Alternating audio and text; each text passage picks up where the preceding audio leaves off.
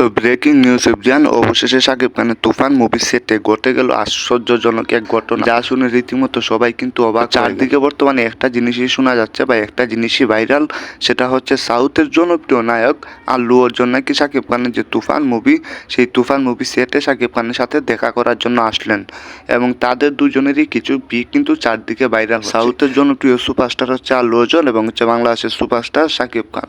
So সেই ক্ষেত্রে মানুষ দুয়ে দুয়ে চার মিলিয়ে অনেক কিছুই বলতেছে।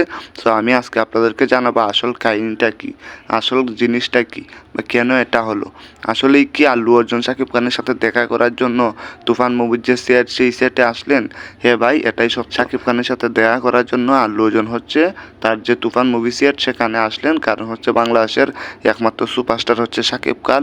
সেই শাকিব খানের সাথে আল্লু অর্জুন একটি মুভি করতে চান এবং হচ্ছে সেটার পরিচালক থাকবেন রায়হান রাফি। এমন কিছুই কিন্তু চারদিকে শোনা যাচ্ছে।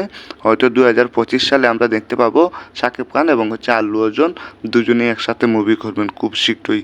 সো যত শাকিব ভক্তরা আছে সবাই তো এই খবরটা শুনে একবারে মানে কি বলবো, খুশিতে আত্মহারা হয়ে গেল। সো আপনার কাছে কেমন লাগলো সেটা কমেন্টে জানিয়ে দিতে পারেন। আর এটা যদি হয় তাহলে তো ধামাকা কিছু হতেই যাবে খুব তাড়াতাড়ি।